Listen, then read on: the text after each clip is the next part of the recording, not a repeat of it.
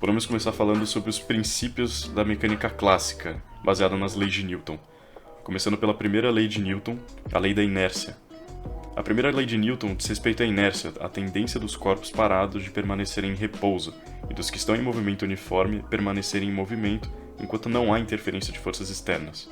Um exemplo de força externa seria o atrito do chão, que faz com que o corpo deslizado e dotado de velocidade volte ao repouso. Já a segunda lei trata da aceleração proporcional à força. A segunda lei trata uma correlação entre a força efetuada em um corpo e a aceleração que esse atingirá. Sua fórmula é força igual a massa vezes aceleração. E por fim, a terceira lei, a lei da ação e reação, que para cada ação de uma força deve haver uma reação de igual intensidade, mesma direção e sentido oposto. Por exemplo, socar uma parede transfere a esta uma força, mas ela também realiza uma força de mesma intensidade na mão de quem a socou. Vale lembrar também da lei da conservação da energia e da lei da conservação do momento linear. A lei da conservação da energia nos diz que a quantidade total de energia em um sistema isolado permanece constante, isso é, a somatória das energias antes do movimento é igual à somatória das energias após o movimento. Já a lei da conservação do momento linear explica que o momento linear é o produto entre massa e velocidade, também conhecido como quantidade de movimento, e deve ser constante em um sistema isolado, isso é, o momento antes do movimento é o mesmo momento de depois do movimento.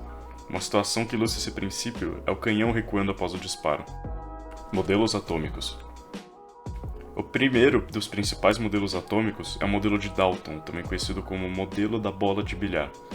O átomo, segundo John Dalton, é uma partícula indivisível, corpuscular e de carga neutra. Já o modelo de Thomson, conhecido como modelo do pudim de passas, o átomo é considerado como uma massa positiva com corpúsculos negativos dentro, lembrando um pudim de passas. E por fim, o modelo de Rutherford, modelo nuclear. Após seus experimentos, Rutherford formulou uma nova teoria onde o átomo é composto de um núcleo orbitado por corpúsculos negativos. Problemática. Rutherford formulou seu modelo com base no bombardeamento de partículas alfa em uma finíssima folha de ouro.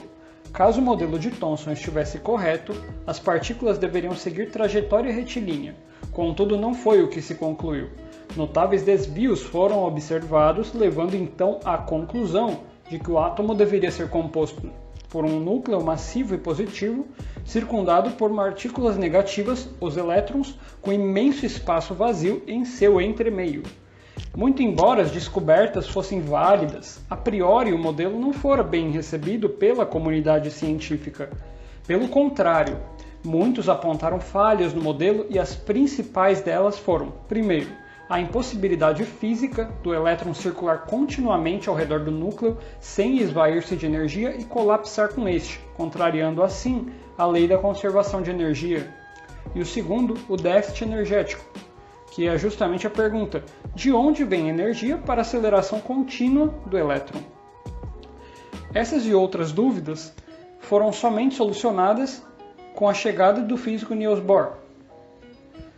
Solução: o físico Niels Bohr então decidiu estudar o modelo e passou 6 meses no laboratório de Cavendish, onde Thomson era professor, e 3 meses em Manchester, na Universidade de Victoria, onde Rutherford era professor. Após uma série de análises e hipóteses, eis o momento crucial para o início de uma visão atômica sem precedentes. Bohr utilizou-se da mecânica quântica de Max Planck para argumentar uma nova estrutura atômica e constituiu 3 postulados. O primeiro, deve receber e emitir energia em pacotes definidos. O cunhado quantum de Planck é o fóton, a partícula de luz, a unidade mínima da energia. Segundo, o elétron assume níveis energéticos definidos e discretos, ao contrário da continuidade clássica. Você pode pensar, na verdade, como se fosse uma linha contínua de um gráfico subindo, em comparação com um gráfico de degraus, como se fosse uma escada. Os níveis discretos são os degraus, onde você tem alguma barreira intransponível entre eles, que você tem que dar um certo salto. E a terceira tem seu momento angular quantizado e diretamente proporcional à constante de Planck. As descobertas de Planck e Bohr foram as principais responsáveis pela importância que a física quântica adquiriu depois. servindo como base para diversos pilares da física quântica atual, como por exemplo o efeito fotoelétrico de Einstein.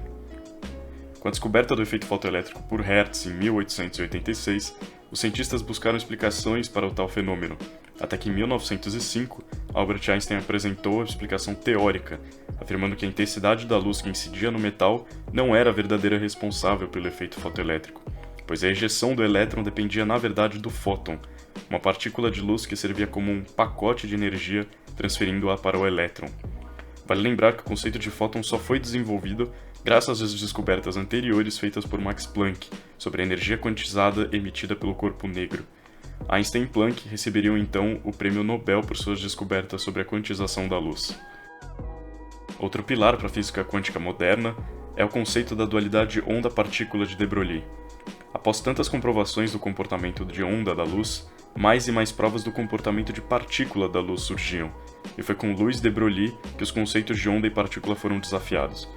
De Broglie sugeriu que tanto as ondas possuem um comportamento de partícula, quanto as partículas possuem um comportamento de onda.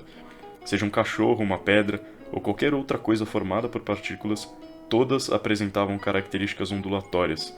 Utilizando as equações de quantização de energia e de relatividade, de Broglie deduziu qual seria o comprimento de onda emitido por cada corpo.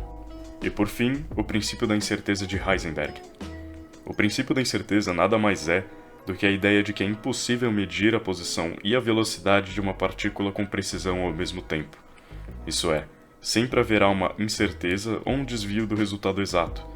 Por conta da natureza probabilística da física quântica, neste caso torna-se impossível obter resultados tão acurados como os de fenômenos da física clássica.